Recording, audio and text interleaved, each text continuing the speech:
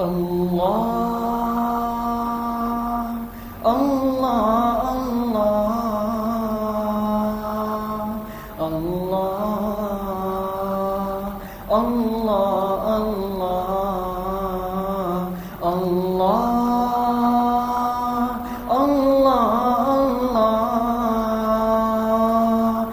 اللہ اللہ اللہ جب حسن تھا ان کا جلوہ نما انوار کا عالم کیا ہوگا جب حسن تھا ان کا جلوہ نما انوار کا عالم کیا ہوگا ہر کوئی فدا ہے بن دیکھے دیدار کا عالم کیا ہوگا ہر کوئی فدا ہے بن دیکھے دیدار کا عالم کیا ہوگا اللہ اللہ اللہ اللہ اللہ اللہ جس وقت تھے خدمت میں ان کی بوبکر عمر عثمان علی جس وقت تھے خدمت میں ان کی بوبکر عمر عثمان علی اس وقت رسول اکرم کے دربار کا عالم کیا ہوگا اس وقت رسول اکرم کے دربار کا عالم کیا ہوگا اللہ اللہ اللہ اللہ اللہ اللہ چاہے تو اشاروں سے اپنی کھایا ہی پلٹ دے دنیا کی چاہے تو اشاروں سے اپنی کھایا ہی پلٹ دے دنیا کی یہ شان ہے خدمت گاروں کی سرکار کا عالم کیا ہوگا یہ شان ہے خدمت گاروں کی سرکار کا عالم کیا ہوگا اللہ اللہ اللہ اللہ اللہ اللہ جب شمع رسالت روشن ہو پھر کیوں نہ جلے پروانہ دل جب شمع رسالت روشن ہو پھر کیوں نہ جلے پروانہ دل جب رشک مسیحا آ جائے بیمار کا عالم کیا ہوگا جب رشک مسیحا آ جائے بیمار کا عالم کیا ہوگا اللہ اللہ اللہ اللہ اللہ جب حسن تھا ان کا جلوہ نما انوار کا عالم کیا ہوگا جب حسن تھا ان کا جلوہ نما انوار کا عالم کیا ہوگا ہر کوئی فدا ہے بن دیکھے دیدار کا عالم کیا ہوگا ہر کوئی فدا ہے بن دیکھے دیدار کا عالم کیا ہوگا اللہ اللہ اللہ اللہ اللہ اللہ اللہ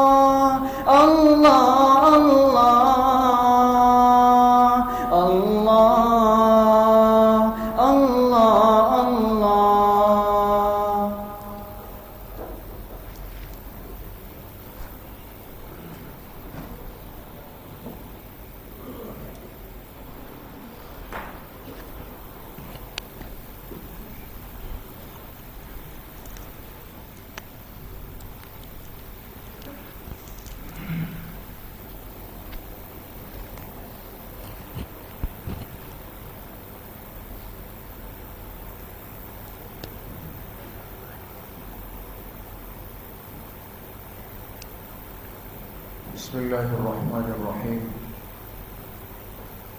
الحمد لله وكفى وسلام على عباده الذين اصطفى، خصوصا على سيد الرسل وخاتم الأنبياء وعلى آله وأصحابه الأتقياء. أما بعد فأعوذ بالله من الشيطان الرجيم. بسم الله الرحمن الرحيم. وآخرون اعترفوا بذنوبهم خلقوا عملا صالحا وآخر سيئا عسى الله أن يتوب عليهم إن الله غفور رحيم. وقال رسول الله صلى الله عليه وسلم أنزل الناس منازلهم.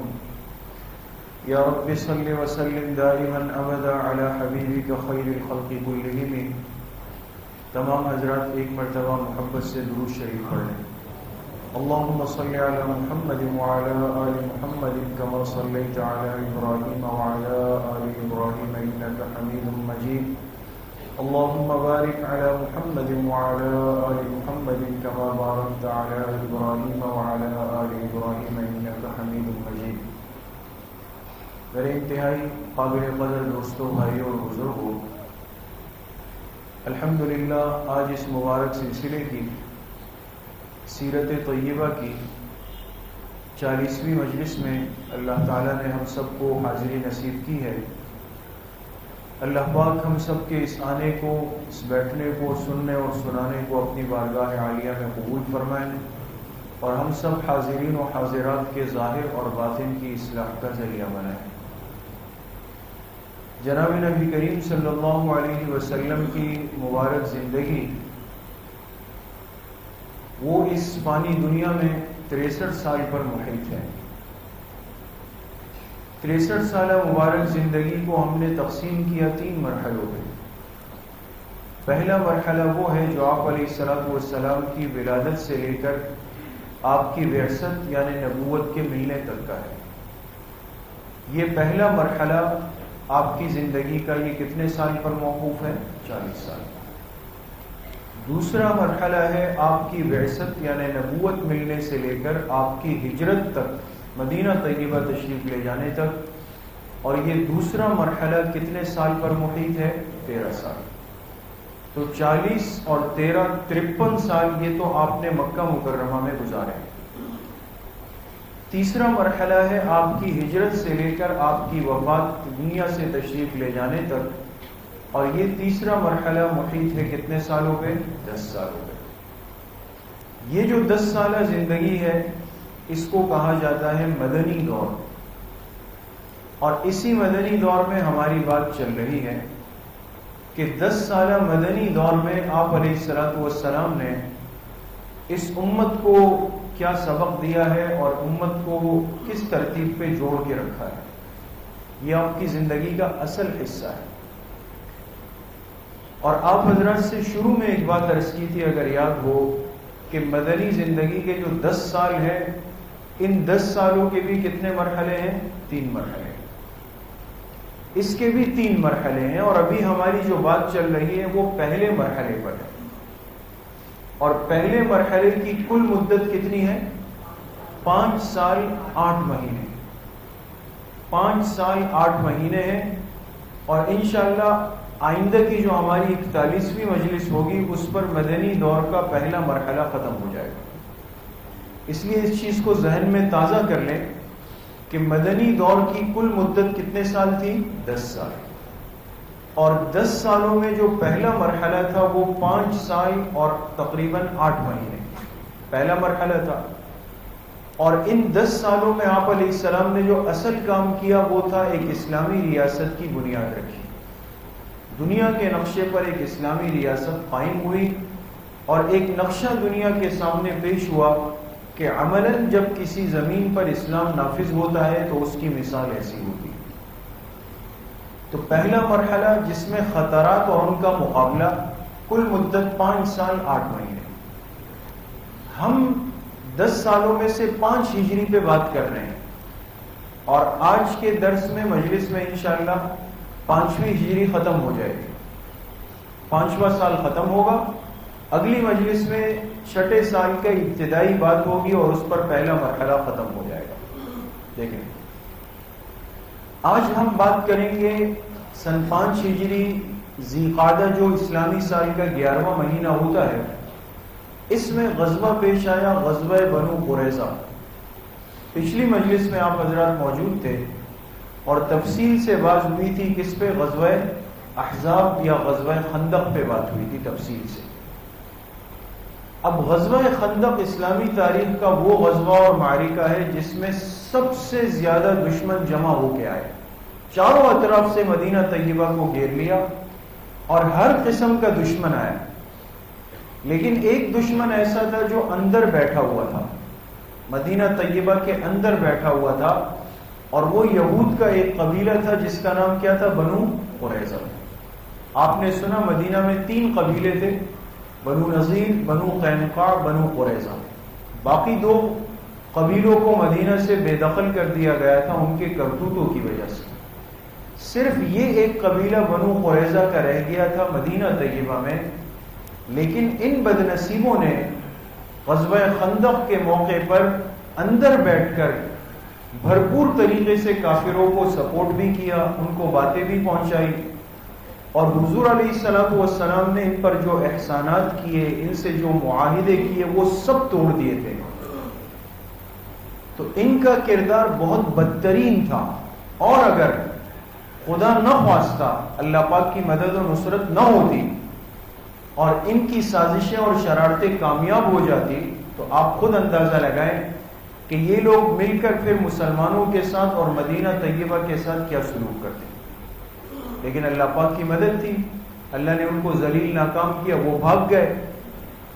اب چونکہ یہ لوگ شریک رہے تھے، اندر رہ کر شریک رہے تھے، بہت گھناؤنا کردار تھا ان کا، اس لیے جب آپ علیہ السلام غزوہ خندق سے فارغ ہوئے اور آپ صحابہ کے ساتھ واپس مدینہ طیبہ اپنے گھر تشریف لائے اور آپ نے غسل فرمایا اور آپ اپنے جہاد کا لباس تبدیل فرما رہے تھے، جو کپڑے تھے غبار آلود تھے، آپ اس کو تبدیل کرنے ہی لگے تھے کہ حضرت جبرائیل علیہ السلام آئے اور فرمایا کہ اے اللہ کے رسول صلی اللہ علیہ وسلم، آپ تو لباس تبدیل فرما رہے ہیں جبکہ ہم فرشتوں نے ابھی تک تبدیل نہیں کیا، اور اللہ کی طرف سے حکم آیا ہے کہ بیٹھنا نہیں ہے مدینہ میں، فوراً بنو قریظہ جانا ہے اور ان سے بدلہ لینا ہے اور ان کو جواب دینا ہے جو انہوں نے غزوہ خندق میں مسلمانوں کے ساتھ سلوک کیا ہے۔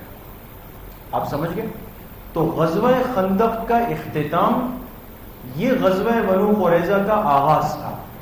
آپ فجر کی نماز کے بعد ابھی بس پہنچے تھے اور کپڑے تبدیل کر رہے تھے کہ اللہ کی طرف سے حکم آیا کہ بیٹھنا نہیں ہے بلکہ آپ نے آگے روانہ ہونا ہے۔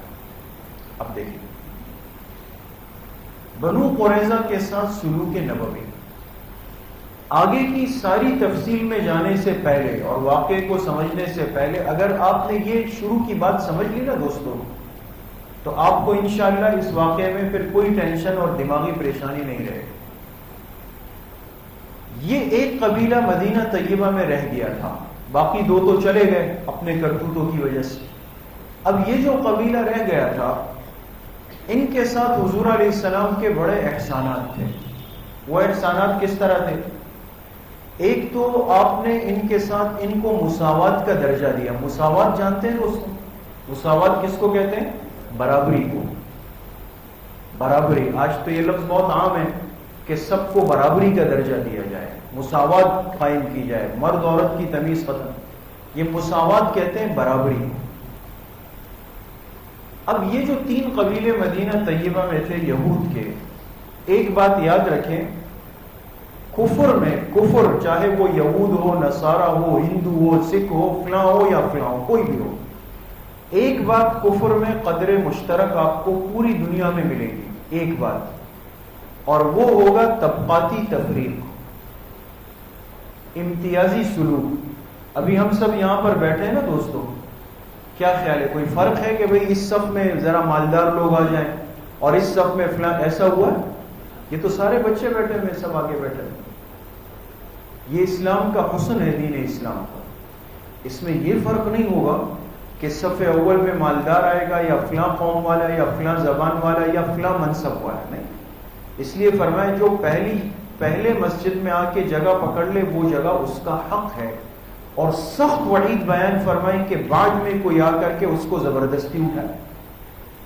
نمازیوں کے کاندھے پھلانگ کر آگے جانے کو منع کر دیا، حرام قرار دے دیا۔ ایسا ہی ہے، یہ اسلام کا حسن ہے۔ کفر پوری دنیا میں آپ کو ملے گا، ان میں طبقاتی تفریق ہے، یہ ادنا ہے، یہ اعلیٰ ہے، یہ کمتر ہے، یہ اعلیٰ ہے، یہ چیزیں آپ کو ملے گی۔ یہود میں بھی تھا۔ ان یہود کے ہاں جو 3 قبیلے تھے، ان میں سب سے ادنا درجہ ان کا تھا، بنو قریظہ، جس پر آج ہم بات کریں گے۔ خود یہود نے ان کے ساتھ بدترین سلوک کیا ہوا تھا، اور وہ ان کو اپنا کمتر سمجھتے تھے، اور اتنا کمتر سمجھتے تھے کہ اگر اس قبیلے کا ایک آدمی دوسرے قبیلے کے ایک یہودی کو قتل کر دے تو وہ ان کے 2 آدمی مارتے تھے۔ تمہاری جرأت کیسے ہوئی؟ اگر ان کا آدمی جا کر ان کی عورت کو مارتا تو وہ آ کر ان کے مرد کو مارتے، اگر ان کا آدمی ان کے غلام کو مارتا تو وہ آ کے ان کے آزاد کو مارتے تھے، اور ان کو احساس دلاتے تھے کہ تم ہمارے پیر کی جوتی ہو۔ اور یہ چمڑے کا کام کرتے تھے جو عرب میں زیادہ پسندیدہ بھی نہیں تھا۔ خود یہود نے ان کے ساتھ یہ سلوک کیا ہوا تھا، دبا کے رکھا تھا۔ لیکن جناب نبی کریم صلی اللہ علیہ وسلم جب آئے اور آپ نے جب معاہدے کیے، بٹھایا، تو کوئی فرق نہیں کیا کہ یہ بنو نذیر ہے یا بنو قینقاع ہے یا بنو قریظہ ہے، سب کو ایک صف میں اپنے ساتھ بٹھایا، ان کو عزت دی جو عزت ان کو اپنے یہود نے نہیں دی تھی۔ ایک بات۔ دوسری بات یہ کہ معاہدے کی تجدید، آپ نے سنا پچھلی مجلسوں میں کہ سب سے پہلے بنو قینقاع نے شرارت کی، ایک مسلمان خاتون کی بے عزتی کی، تو آپ علیہ السلام نے ان کو نکالا مدینہ سے اور معاہدہ ختم۔ پھر دوسرے نمبر پہ بنو نذیر نے حضور علیہ السلام کے قتل کی سازش کی، اوپر سے پتھر پھینکنا چاہا، آپ نے ان کو بھی نکال دیا۔ اب آپ بتائیں کہ ایک قوم کے 2 آدمی ایک جرم کر لے تو تیسرا تو خود ان کے ساتھ نکلتا ہے، لیکن آپ نے ان کو کچھ نہیں کہا، بلکہ ان کے نکالنے کے بعد ان سے جا کر معاہدے کی تجدید کی اور کہا دیکھو ہم تمہیں کچھ نہیں کہیں گے، ٹھیک ہے وہ تمہارے یہود تھے لیکن تمہارا قصور نہیں، تم سے ہمارا معاہدہ اور صلح قائم رہے گی۔ تیسری بات، وفد کے ذریعے معاہدے کی یاد دہانی۔ جب غزوہ خندق ہونے لگا، جو پچھلی درس میں بات ہوئی آپ سے، غزوہ خندق جب سارا کفر جمع ہوا، جماعتیں آئی، تو آپ علیہ السلام کو اطلاع ملی کہ بنو قریظہ والے آپ سے کیے ہوئے معاہدے کے خلاف جا رہے ہیں۔ معاہدہ یہ تھا کہ مدینہ طیبہ کا رہنے والا ہر فرد مدینہ کی حفاظت کرے گا، چاہے وہ مسلمان ہے، مشرک ہے یا یہودی ہے، فرق نہیں ہوگا۔ آپ کو اطلاع ملی کہ یہ لوگ پس پردہ ان سے ملے ہوئے غلط ترتیب پہ جا رہے ہیں، لیکن آپ نے صرف اطلاع پر فیصلہ نہیں کیا، آپ نے ایک وفد بھیجا ان کے پاس اور کہا ان سے پوچھو کہ یہ بات سچ ہے، اور اگر یہ کہے تو ان کو معاہدہ یاد دلاؤ کہ اللہ کے بندوں کیوں غلط جا رہے ہو، ہم تو آپس میں طے کر چکے ہیں۔ 4 صحابہ آئے، سعد ابن معاذ، سعد ابن عبادہ، اسید ابن حضیر اور عبداللہ ابن رواحہ رضی اللہ عنہم۔ یہ چاروں حضرات معاہدے کی یاد دہانی کے لیے بنو قریظہ کے پاس آئے، لیکن انہوں نے کیا جواب دیا وہ آپ دیکھیں۔ انہوں نے جب دیکھا 4 افراد کے وفد کو، تو اس وقت تو ان کا دماغ چڑھا ہوا تھا، اس لیے کہ باہر کافر آئے ہوئے تھے سارے۔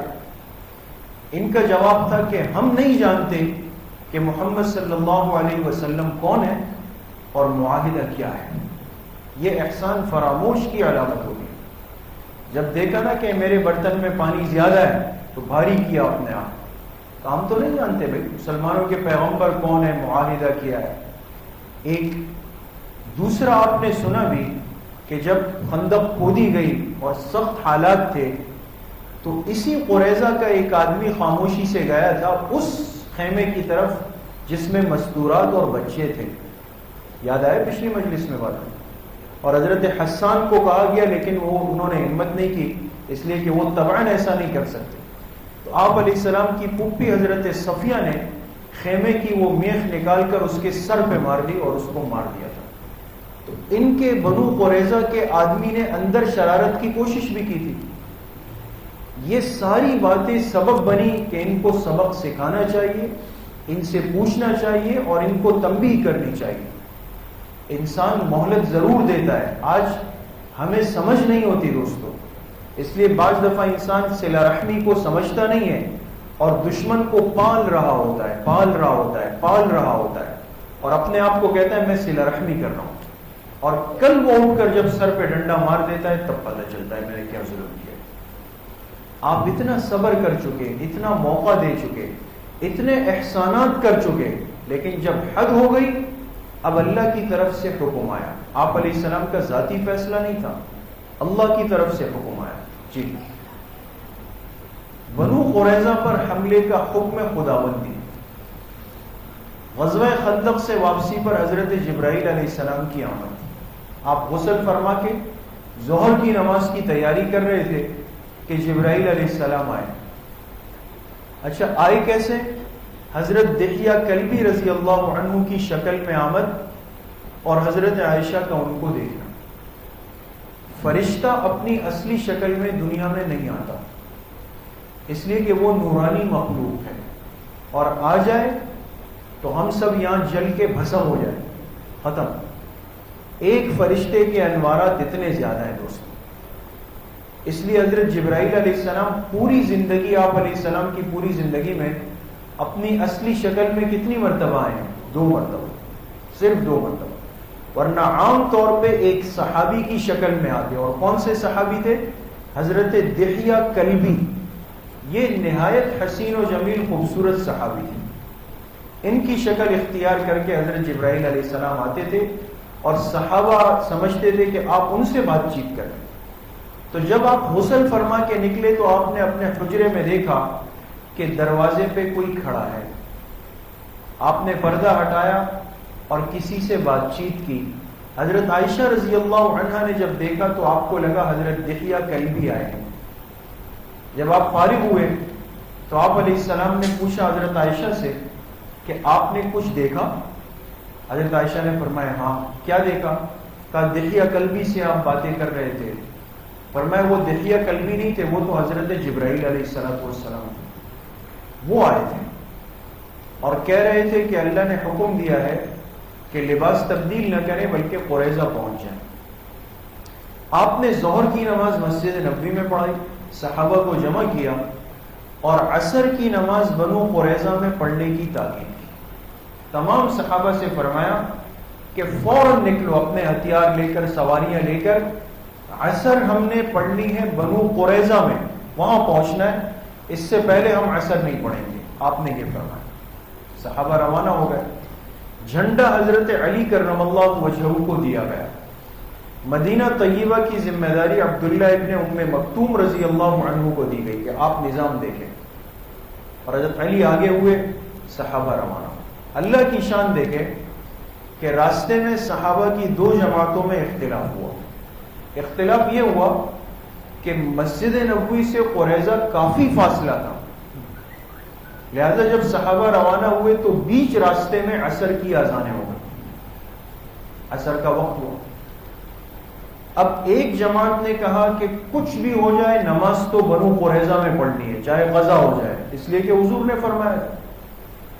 دوسری جماعت نے کہا کہ حضور کا مطلب یہ نہیں تھا کہ عصر کو قضا کر دینا, حضور ہم سے جلدی کروانا چاہتے تھے کہ اتنا جلدی چلو کہ عصر تک پہنچ جاؤ, لیکن ہم نہیں پہنچ سکے تو نماز تو قضا نہیں کریں. آپ سمجھ رہے ہیں, یہ بڑی اہم بات ہے دوستو. یہ عام لوگ نہیں ہیں, یہ حضور کی تربیت یافتہ جماعت 2 حصوں میں تقسیم ہوئی. اس کو اجتہاد کہتے ہیں, اجتہاد. آدھے صحابہ کہہ رہے کہ نماز پڑھیں گے, آدھے نے کہا نہیں پڑھیں گے. آدھوں نے جماعت کرائی اور آدھے بغیر جماعت کیے ہوئے چلے گئے. انہوں نے بنو قریظہ میں جا کے نماز پڑھی اور راجح قول یہ کہ جب گئے تو نماز قضا ہو چکی تھی. حضور علیہ السلام جب آئے تو آپ کو صحابہ نے فرمایا کہ آدھوں نے راستے میں پڑھی, آدھوں نے یہاں پڑھی. آپ نے فرمایا دونوں حق پر ہیں,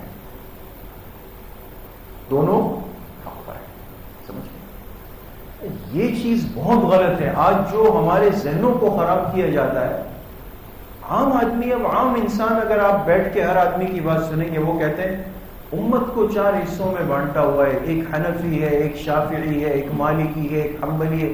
یہ کیا مذاق؟ یہ مذاق نہیں ہے، یہ چاروں حق راستے ہیں اور چاروں قرآن و سنت کی ترتیب پر ہے. جتنا فقہ حنفی برحق ہے اتنا فقہ شافعی، فقہ مالکی، فقہ حنبلی برحق ہے. فرق وہی ہے جو یہاں صحابہ میں ہوا ہے. حضور علیہ السلام کی بات کو آدھے صحابہ نے ایک مطلب پر لیا، باقی صحابہ نے دوسرے مطلب پر لیا. ایک حدیث ہوتی ہے، اس کو امام ابو حنیفہ اس کا ایک مفہوم نکالتے ہیں اجتہاد کر کے، اسی سے امام شافعی دوسرا، اسی سے امام مالک تیسرا، اسی سے امام احمد بن حنبل چوتھا. حدیث ایک ہے، عمل 4 طرح ہوتے ہیں، اور یاد رکھے چاروں برحق، چاروں حق پر. لیکن ہم اپنے آپ کو حنفی اس لیے کہتے ہیں کہ ہمارے ہاں فقہ حنفی رائج ہے. ایک عام آدمی چلے گا تو وہ اپنے لیے وہ راستہ ڈھونڈے گا کہ جس پر وہ سہولت سے چل سکے. آپ کو مسئلہ پیش آئے گا، آپ صبح مفتی صاحب کی خدمت میں جائیں گے تو وہ حنفی مفتی ہے. آپ کی آسانی اس میں ہے کہ آپ فقہ حنفی پر چلیں. لیکن الحمدللہ ہمارے ہاں شوافع بھی ہے، مالکیہ بھی ہے، حنابلہ بھی ہے، سب مسجدوں میں نماز پڑھتے ہیں ایک ساتھ. یہ اجتہادی اختلاف ہوتا ہے، اور یاد رکھیں اس اجتہادی اختلاف کو امت کے لیے رحمت فرمایا گیا. اختلاف العلماء رحمت، یہ زحمت نہیں ہے، یہ بے برکتی نہیں ہے، اس سے امت کے لیے آسانی کے راستے کھلتے ہیں.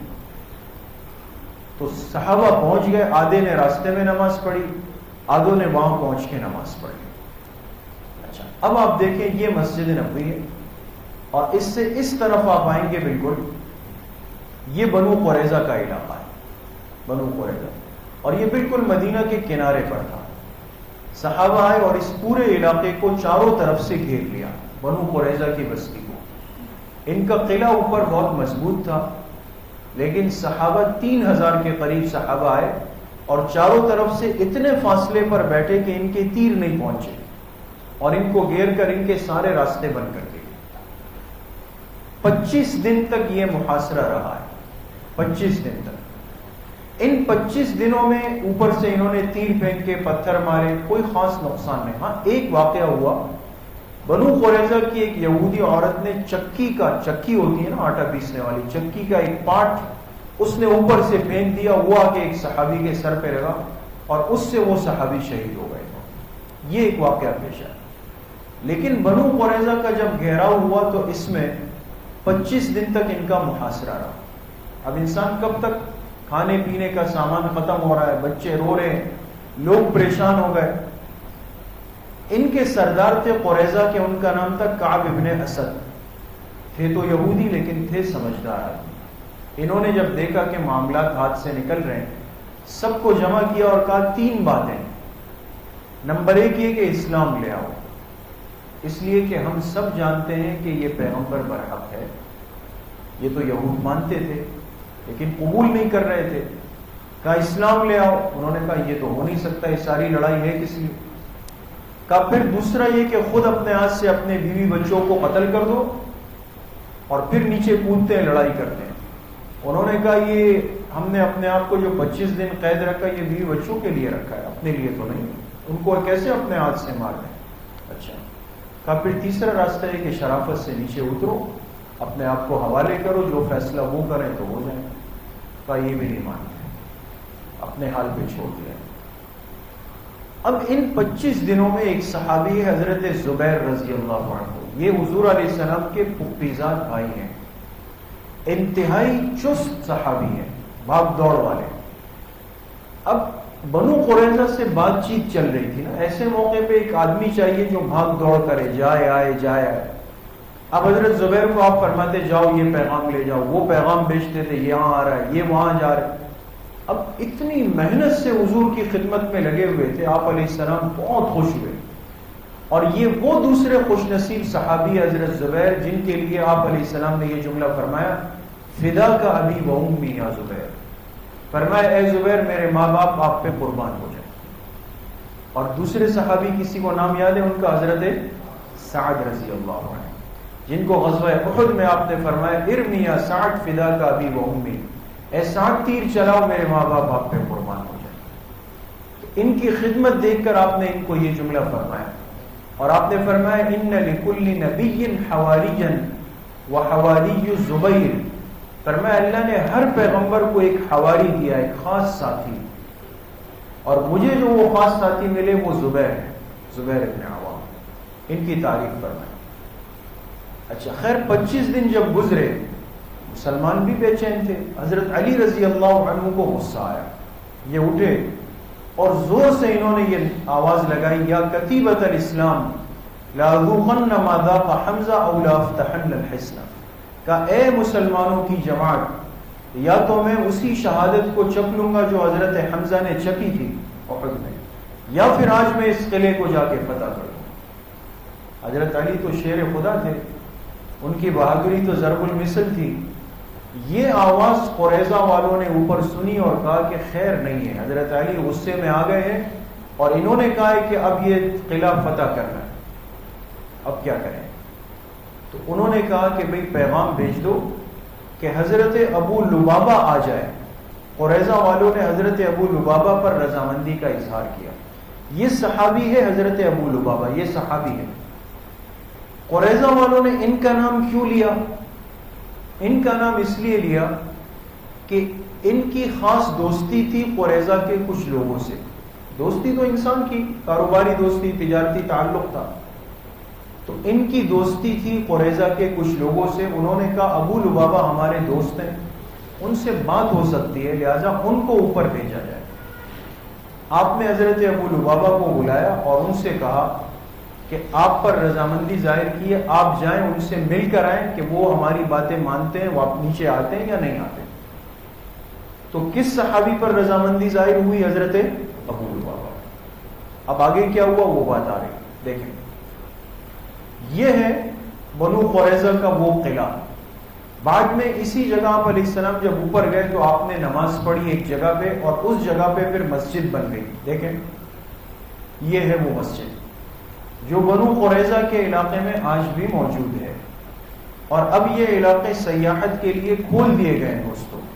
مدینہ طیبہ جانے والے بہت سارے عمرہ حج والے حضرات ان جگہوں کو دیکھ سکتے ہیں. بنو قریظہ کا علاقہ ہے اور اس میں وہ مسجد جہاں آپ علیہ السلام نے نماز پڑھی. جی یہ بالکل وہی مسجد کا اندر کا حصہ ہے. جی اچھا اب آپ دیکھیں دونوں لشکروں کی کیفیت کیا تھی. مسلمان نیچے، یہود اوپر.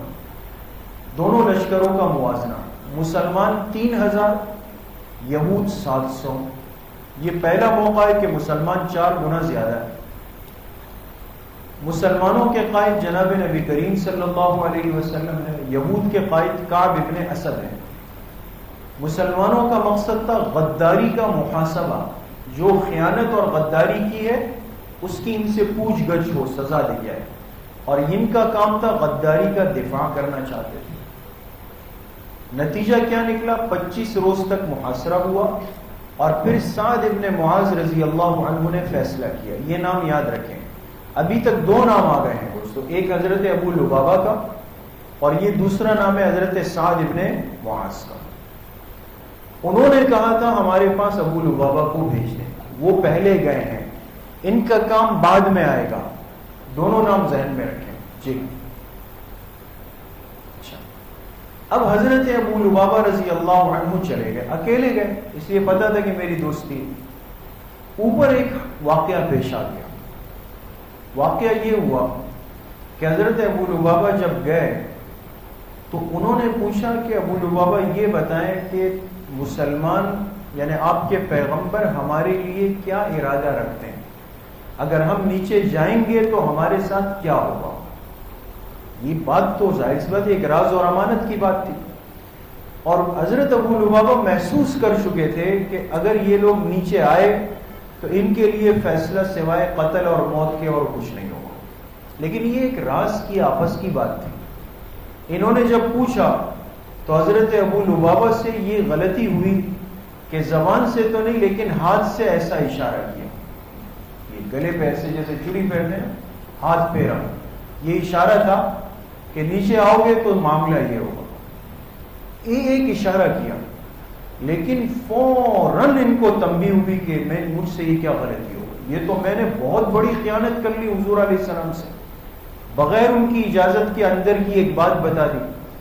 صحابہ کا ایمان اتنا اعلیٰ ہے، وہاں سے نیچے نہیں آئے، اتنا اشارہ کرنے کے بعد جب غلطی کا احساس ہوا تو قلعے کے پیچھے سے مڑ کے اتر کے گئے اور دور سے گھوم کر جا کے مسجد نبوی میں گئے، ان کو بتایا بغیر، اور مسجد نبوی میں جا کر اپنے آپ کو ایک ستون تھا، ایک پیلر تھا، اس سے حضرت ابو لبابہ نے اپنے آپ کو باندھ دیا اور کہا کہ مجھ سے جرم ہوا ہے، اب جب تک اللہ تعالیٰ ابو لبابہ کو معاف نہیں کریں گے اور جب تک حضور علیہ السلام آ کر مجھے نہیں کھولیں گے، میں اپنی رسی خود نہیں کھولوں گا، چاہے میرا یہیں پر انتقال ہو جائے۔ اس ستون سے اپنے آپ کو باندھ دیا۔ اس ستون کو کہتے ہیں استوانہ ابو لبابہ۔ آج بھی مسجد نبوی میں وہ ستون جو پیلر ہے نا، استوانہ عائشہ اور استوانہ حنانہ، ایک ستون ہے وہ ہے استوانہ ابو لبابہ۔ یہ ایک نقشہ ہے، یہ حضور علیہ السلام کی قبر مبارک ہے۔ یہ نمبر 2 یہ محراب ہے، آپ علیہ السلام کی محراب۔ یہ اچھا، محراب سے سیدھا آئے، پیلر نمبر 1، نمبر 2، نمبر 3 اور یہ ہے نمبر 4، سمجھ گئے؟ یہ پیلر نمبر 4 استوانہ ابو لبابہ ہے، استوانہ ابو لبابہ۔ یہ دیکھیں، اب یہ بالکل اس محراب کے ساتھ اصل میں لگا ہوا ہے، یہ لکھا ہوا ہے اس پہ استوانہ توبہ۔ یہ وہ پیلر ہے جس کے ساتھ حضرت ابو لبابہ رضی اللہ عنہ نے اپنے آپ کو باندھ دیا تھا۔ جی جی، اچھا، اب حضرت ابو لبابہ نے جب یہ کیا، آپ علیہ السلام کو پتہ چلا، آپ نے فرمایا ابو لبابہ نے جلدی کی، اگر یہ میرے پاس آتے تو ان کی معافی جلدی ہو جاتی۔ اب انہوں نے معاملہ اللہ کے حوالے کیا ہے تو اب اللہ کا انتظار کریں گے۔ تو اب جب نماز کا وقت ہوتا، ان کے بیٹے تھے، وہ آ کر ان کو کھولتے تھے، یہ جا کے وضو کر کے نماز پڑھتے، پھر ان کے بیٹے ان کو باندھ دیتے تھے پیلر سے۔ بالآخر کچھ دنوں بعد اللہ پاک نے وحی اتاری، سورہ توبہ کی آیت اتری، اور اللہ نے قرآن کریم میں حضرت ابو لبابہ کی معافی کا اعلان فرما دیا۔ وآخرون اعترفوا بذنوبهم خلقوا عملا صالحا وآخر سيئا عسى الله ان يتوب عليهم ان الله غفور رحيم۔ سورہ توبہ آیت نمبر 102، اس میں اللہ نے حضرت ابو لبابہ کی معافی کا اعلان کیا۔ آپ کو پتہ چلا، آپ نے فرمایا ابو لبابہ خوشخبری سن لو، اللہ نے آیت اتار دی۔ پھر آپ علیہ السلام آئے اور ان کو اپنے ہاتھ سے کھول کے آزاد کر دیا۔ اتنا کامل درجے کا ایمان کہ مجھ سے غلطی ہو گئی، لہذا اب میں اس کی تلافی کروں گا۔ آپ بتائیں، ہم تو آج بڑی بڑی راز کی باتیں جا کے وہ دھڑلے سے بتا دیتے ہیں، کسی کے تعلقات کے لیے بڑی بڑی راز کی باتیں کھول دیتے ہیں۔ یہ کمزور ایمان کی دلیل ہے دوست جی۔ تو ایمان بھی کامل درجے کا، اور اللہ نے ان کی توبہ پہ بھی آیت اتاری۔ اچھا، اب یہ معاملہ چل رہا تھا، ابو لبابہ تو واپس آ گئے، وہ بیچارے بنو قریظہ والے اوپر پھر مایوس ہو گئے۔ اس دوران 3 افراد یہودیوں نے اسلام قبول کیا۔ بنو قریظہ کے 3 آدمی اسلام میں داخل ہوئے، ثعلبہ ابن سعید، اسید ابن سعید، یہ 2 بھائی تھے، اور اسید ابن عبید، یہ 3 افراد۔ یہ جب تنگ آئے تو انہوں نے اپنی قوم سے کہا کہ بھائی ہمیں پتا ہے یہ پیغمبر سچے ہیں، ہم کیوں غلط پر رہے ہیں، لہذا اوپر سے اترے، کلمہ پڑھا۔ آپ علیہ السلام نے ان کو مسلمان کیا، کچھ بھی نہیں فرمایا۔ اگر اسلام کو ضد ہوتی یا مسلمان کو ضد تھی بنو قریظہ سے تو ان کو بھی نہیں چھوڑا جاتا دوست، لیکن کلمہ پڑھا، آپ نے کچھ بھی نہیں کہا، یہ آزاد ہو کر مدینہ طیبہ چلے گئے۔ اب کیا کریں؟ اب حضرت سعد ابن معاذ رضی اللہ عنہ کو بلایا گیا۔ یہ سعد ابن معاذ یہ انصار کے سردار ہیں، اور ان کی حیثیت انصار میں ایسی ہے جیسے مہاجرین میں حضرت ابوبکر صدیق رضی اللہ عنہ، بہت بڑے درجے کے صحابی ہیں۔ اچھا، غزوہ خندق جو ہوا نا، جو آپ نے تفصیل سنی، اس میں ان کو ایک تیر لگا جس سے حضرت سعد کا ہاتھ زخمی ہوا، اور اس سے اتنا خون بہہ گیا تھا کہ یہ بہت کمزور ہو گئے۔ اور جب یہ قریظہ کا معاملہ چل رہا تھا تو یہ بہت کمزور بیمار پڑے ہوئے تھے، لیکن چونکہ ان کا تعلق انصار سے تھا اور انصار کی بنو قریظہ والوں سے ایک زمانے میں بڑی دوستی رہی، تو اب طے ہوا کہ اب ہمارا فیصلہ کرنے کون آئے؟ سعد ابن معاذ آئے۔ ان کو لگا شاید یہ ہلکا ہاتھ رکھیں گے، ہماری سابقہ دوستی کا خیال رکھیں گے، لیکن ان کا ایمان آپ دیکھیں گے انہوں نے کیا فیصلہ کیا۔ اب جب ان کے بارے میں فیصلہ ہوا، آپ نے فرمایا سعد کو بلاؤ۔ سعد کیسے آئے؟ وہ تو بیچارے پڑے ہوئے، صحابہ گئے ان کو لے کے آئے۔ جب قریب پہنچے تو آپ نے بیٹھے ہوئے صحابہ سے فرمایا قوموا لسیدکم۔ ایک اور مسئلہ حل ہو رہا ہے دوستوں، بخاری شریف کی روایت، آپ نے فرمایا کھڑے ہو جاؤ اپنے سردار کے لیے۔ حضرت سعد آئے، آپ نے فرمایا کھڑے ہو جاؤ اپنے سردار کے لیے۔ تمام صحابہ کھڑے ہو گئے۔ اسی سے محدثین نے مسئلہ نکالا کہ اگر کوئی صاحب منصب، صاحب علم، کوئی بزرگ، نیک، متقی اللہ والے مجلس میں آ جائے، ان کی تعظیم کے لیے اٹھنا یہ سنت سے ثابت ہے۔ آپ نے خود فرمایا، بعض لوگ اس میں بہت شد و مت سے وہ کرتے ہیں، تو اس میں یہ مسئلہ سمجھ لیں کہ برائے تعظیم کھڑا ہونا کسی بزرگ کے لیے، کسی بڑے کے لیے، یہ بالکل سنت سے ثابت ہے۔ ہاں اگر کوئی بڑا یہ کہہ دے، تاکید کر دے کہ بھئی میرے آنے پر کوئی نہ اٹھے، منع کر دے، تو پھر مجلس اور مجمع کو نہیں اٹھنا چاہیے۔ بہرحال اٹھنا بھی صحیح ہے اور ان کی ممانعت کے بعد پھر نہیں اٹھنا چاہیے۔ خیر حضرت سعد آ گئے، آپ نے فرمایا سعد آپ کو فیصلے کا اختیار ہے، بنو قریظہ والوں کے ساتھ کیا کرنا چاہیے۔ انہوں نے یہ نہیں کہا کہ جی میرا یہ فیصلہ ہے۔ آپ علیہ السلام کی تربیت تھی، فرمایا اللہ کے رسول صلی اللہ علیہ وسلم آپ کی موجودگی میں سعد کیسے فیصلہ کر سکتا ہے؟ آپ جو فیصلہ فرمائیں۔ آپ نے فرمایا نہیں، میرا حکم ہے کہ فیصلہ آپ فرمائیں۔ حضرت سعد نے کہا پھر میرا فیصلہ سب قبول کریں گے؟ آپ نے فرمایا سب قبول کریں گے۔ آپ نے فرمایا میرا فیصلہ یہ ہے کہ بنو قریظہ کے جو نوجوان جو لڑنے والے ہیں ان کو قتل کر دیا جائے، ان کے بوڑھوں کو، مستورات اور بچوں کو قیدی بنا لیا جائے، اور ان کے مال کو لا کر تمام صحابہ میں تقسیم کر دیا جائے۔ تو بڑا سخت فیصلہ تھا۔ صحابہ حیران ہو گئے کہ یہ سعد کر کیا رہے ہیں؟ فرمایا میرا تو یہ فیصلہ ہے، ان کے نوجوان جو لڑنے کے اہل ہیں وہ قتل ہو، عورتوں، بچوں اور بوڑھوں کو قتل نہ کیا جائے، ان کو قیدی بنایا جائے، سامان کو مال غنیمت بنا کر تقسیم کیا جائے۔ بخاری شریف جناب نبی کریم صلی اللہ علیہ وسلم کے الفاظ ہیں، آپ نے فرمایا سعد تم نے وہی فیصلہ کیا جو آسمانوں پر اللہ نے فیصلہ فرمایا۔ یہ بالکل وہی فیصلہ ہے۔ اس موقع پہ حضرت سعد نے ایک عجیب بات کہی، فرمایا اب سعد کے لیے وقت آ گیا کہ اسے اللہ کے معاملے میں کسی ملامت کرنے والے کی ملامت کا کوئی خوف نہیں، اللہ کے لیے۔ حالانکہ ان سے دوستی تھی، سابقہ دوست تھے، لیکن جب بات اللہ کے دین کی آئی تو اس کو نہیں دیکھا۔ یہ حضور کی تربیت کا نتیجہ تھا دوست۔ چنانچہ ان کو اتارا گیا اور 700 نوجوان ایسے تھے جو لڑ سکتے تھے۔ سوق المدینہ ایک جگہ تھی، سوق المدینہ، وہاں لے جا کر ان کو قتل کیا گیا۔ ان کے بوڑھوں، بچوں اور عورتوں میں کسی کو ہاتھ نہیں لگایا گیا، سب کو لایا گیا اور ان کا سامان بھی اوپر سے اتارا گیا۔ اب یہ واقعہ کہ 700 یہودی کو ایک مجلس میں قتل کر دیا گیا، بہت سارے وہ ذہن والے لوگ جو معترضین ہوتے ہیں ہر موقع پہ اسلام پہ، جو مستشرقین کہلاتے ہیں، انہوں نے اس سے خوب ایک فتنے اور فساد کا دروازہ بنایا اور امت کے ذہنوں کو خراب کرنے کی کوشش کی کہ دیکھو یہ تمہارا دین ہے کہ جس میں ایک وقت پہ 700 آدمی قتل کیے گئے۔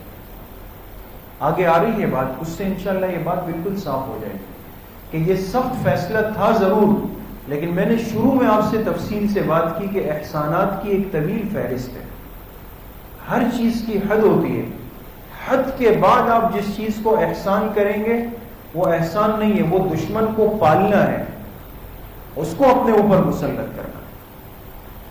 تو لہذا ان کے فیصلے کے مطابق 700 یہودی مارے گئے، باقی سب کو قیدی بنایا گیا۔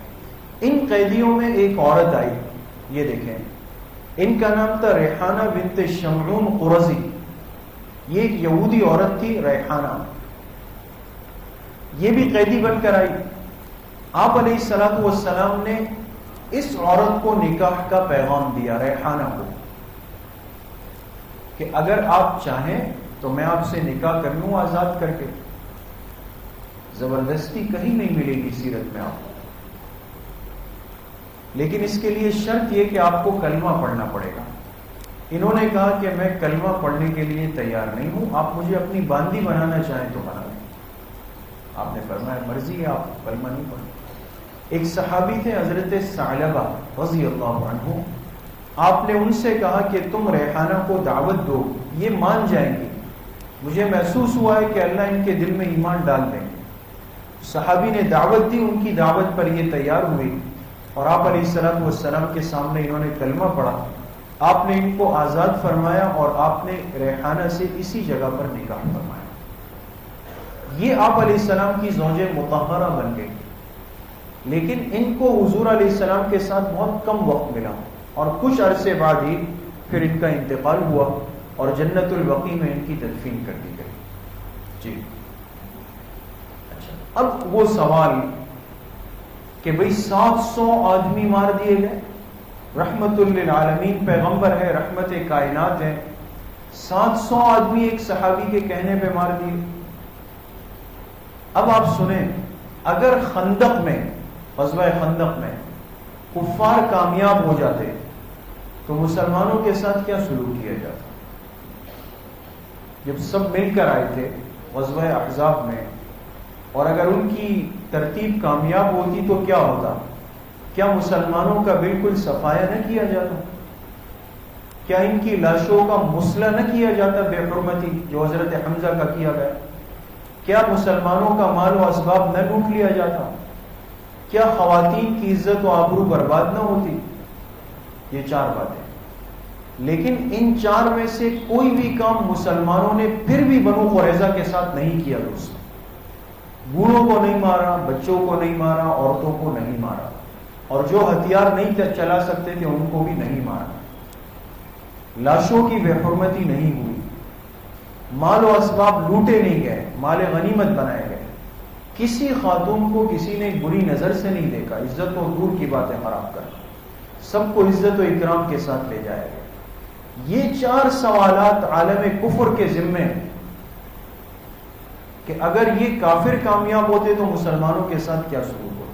اور 5ویں بات, بنو قریظہ سے پہلے 2 قبیلے اور تھے مدینہ میں, بنو قینقاع اور بنو نذیر, ان کے ساتھ فیاضی کا کیا صلہ مسلمانوں کو ملا. آپ سمجھ رہے ہیں؟ اچھائی تو ایک عرصے تک چل رہی تھی اور حضور علیہ السلام نے اتنا لمبا صبر کیا, لیکن اس صبر کے نتیجے میں سلوک کیا ہو رہا تھا مسلمانوں کے ساتھ. لہذا ایک نقطے کی بات سامنے آتی ہے, ایک اصولی بات ہمیشہ یاد رکھیں. دیکھیں جی, ایک اہم فائدہ, شرارت جن کی فطرت اور مزاج بن جائے, شرارت جن کی فطرت اور مزاج بن جائے, ان کے ساتھ نرمی ان کو مزید بگاڑنا ہے. لہذا سختی ضروری ہے. آپ نے دیکھا نہیں لوگ اپنے بچوں پر کتنے شفیق اور مہربان ہوتے ہیں, لیکن اگر محسوس ہو کہ یہ بچہ بگڑ رہا ہے, ہاتھ سے نکل رہا ہے, اس کا ماحول خراب ہو رہا ہے, تو سختی کرنی پڑتی ہے. اور نہ یہی بچہ بڑا ہونے کے بعد درد سر بنتا ہے. اس لیے سیرت سے ایک سبق ملتا ہے کہ صلہ رحمی, صبر, برداشت یہ بلا شبہ اعلیٰ سنتیں ہیں. لیکن اگر آپ کو محسوس ہو جائے کہ آپ کی صلہ رحمی سے غلط فائدہ اٹھایا جا رہا ہے, تو سانپ کا سر اگر جوتے کے نیچے آ جائے تو پھر جوتا نہیں اٹھانا چاہیے, پھر اس کو دبا دینا چاہیے. جی, غزوہ بنو قریظہ سے عبرت کی روشنی 3 باتیں سمجھ میں آئی اس پورے واقعے سے. اہم بات, پہلی بات تھی بروقت کام. آپ نے دیکھا غزوہ خندق, غزوہ احزاب میں کتنے دن لگے تھے؟ 1 مہینہ. 1 مہینے کے تھکے ہوئے صحابہ پہنچے اور ابھی گھروں میں گئے ہیں کہ حکم آیا فوراً چلے. ہم تو 1 دن رات کی ڈیوٹی کرتے ہیں, 24 گھنٹے سوتے ہیں, پھر آرام کرتے ہیں. بھئی میں ڈیوٹی کر کے آیا ہوں رات کو 1 دن کی, 30 دن کے تھکے ہوئے بھوک پیاس کی حالت میں، اور اللہ کی طرف سے حکم آیا کہ بیٹھنا نہیں ہے، فوراً جانا ہے. آپ پھر رکے نہیں، فوراً روانہ ہوئے. ایک پیغام دیا امت کو کہ ہر کام کا ایک وقت ہوتا ہے، اس کو نکلنے مت دو. اگر اس کا وقت آپ کے ہاتھ سے نکل گیا تو بہت بڑا نقصان اٹھا دو. آج یہی ہوتا ہے. بعض دفعہ ہمیں بڑے موقع ملتے ہیں، ہم کہتے ہیں سوچیں گے، مشورہ کریں گے. اس لفظ مشورے کی حقیقت کو سمجھتے نہیں ہیں ہم. مشورہ کہتے ہیں وہ سمجھدار آدمی جو مشورے کا اہل ہو، اس سے مشورہ کر کے فوراً فیصلہ کرو. اب میں اس سے پوچھ رہا ہوں، اس سے کل کروں گا، اس سے پرسوں کروں گا، اس سے ایک ہفتے بعد کروں گا. اس کو مشورے کا نام دیتا ہوں اور اپنے آپ کو تسلی دیتا ہوں کہ سنت پہ عمل کر رہا ہوں. 10 دن بعد پتہ چلا کہ جس چیز کے لیے مشورے ہو رہے تھے وہ کام ہاتھ سے نکل گیا. یہ مشورہ نہیں. تو جو کام بر وقت کر لیا جائے اس میں انتظار نہ کریں. نمبر 2 قصاص. قصاص کے معنی برابری کے. کیا مطلب؟ انسان برداشت کرے لیکن جہاں محسوس ہو کہ بھئی اب بات سر سے اوپر ہو گئی، لوگ آپ کے صبر سے غلط فائدہ اٹھا رہے ہیں، تو پھر آپ اللہ کے حکم قصاص برابری پر آ جائیں. پھر جو سلوک وہ کرنا چاہتے ہیں آپ ان کے ساتھ کر لیں، تاکہ دنیا کو ایک پیغام مل جائے کہ آئندہ کوئی سر اٹھائے گا تو امت یہی علاج کرے گی اس کے ساتھ. تیسری بات عقیدے اور مشن سے وابستگی. آپ دیکھیں حضرت ابو لبابہ سے چھوٹی سی غلطی ہوئی، لیکن عقیدے میں اور حضور علیہ السلام کے کام سے اتنے مضبوط جڑے ہوئے تھے کہ فوراً گئے اور اپنے آپ کو جا کے ستون سے باندھ دیا کہ بھئی مجھ سے تو اپنے عقیدے اور مشن کے خلاف کام ہو گیا.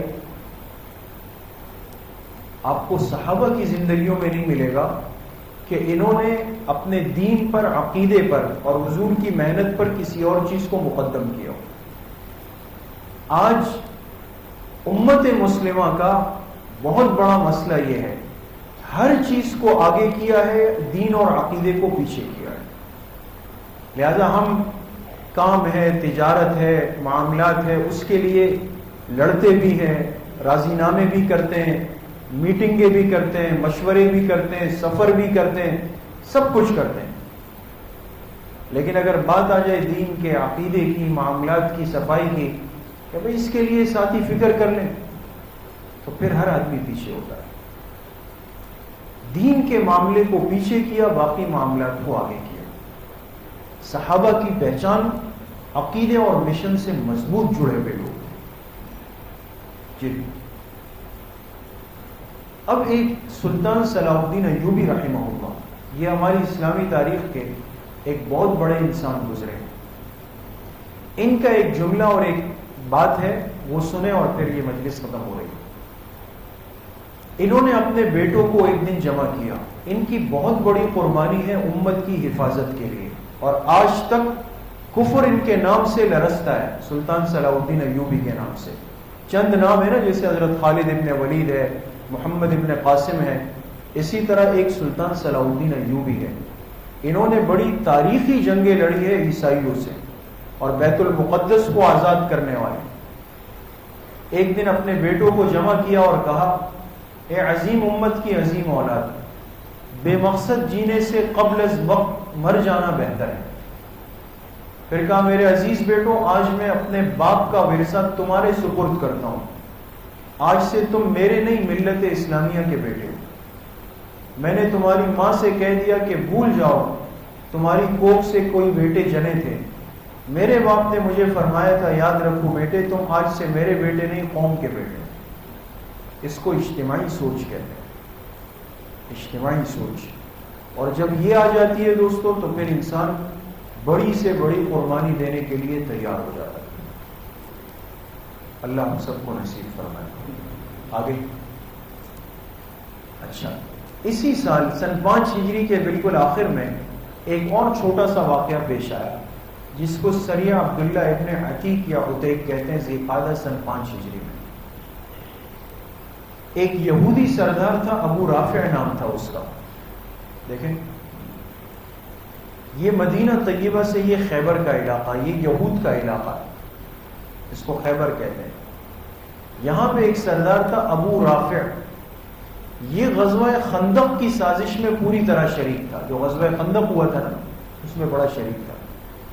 اور پھر جا کر آرام سے اپنے خیبر میں اپنے گھر میں بیٹھ گیا. آپ علیہ السلام کو تو پتا تھا.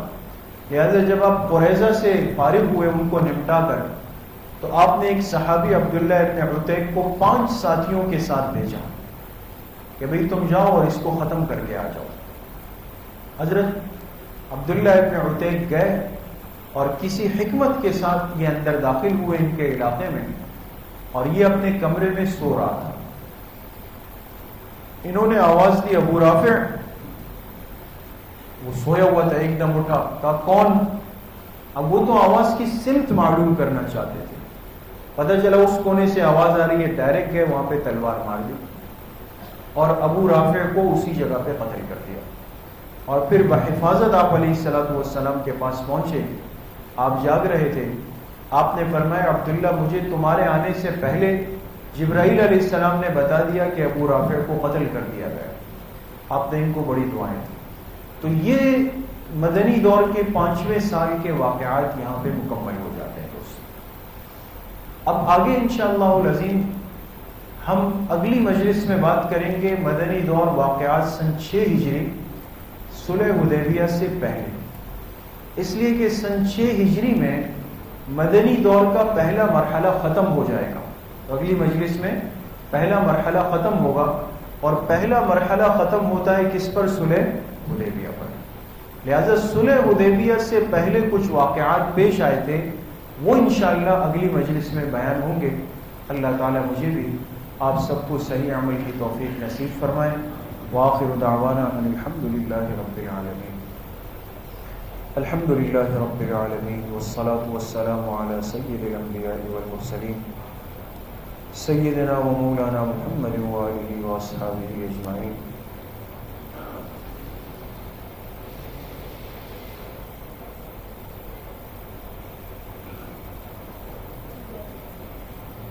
ایک طالب علم کی والدہ کے نانا کا انتقال ہوا ہے. دعا فرمائے اللہ پاک ان کی مغفرت فرمائے. باقی جتنے بیمار گھروں میں ہیں, اسپتالوں میں ہیں, اس مجلس میں ہیں, مستورات میں ہیں, مردوں میں ہیں, اللہ پاک سب کو شفاء کامل عاجل نصیب فرمائے. جتنے مرحومین مرحومات دنیا سے جا چکے ہیں اللہ پاک سب کی مغفرت فرمائے. وصلی اللہ وسلم علی نبینا محمد وآلہ وصحبہ اجمعین برحمتہ. السلام علیکم ورحمۃ اللہ.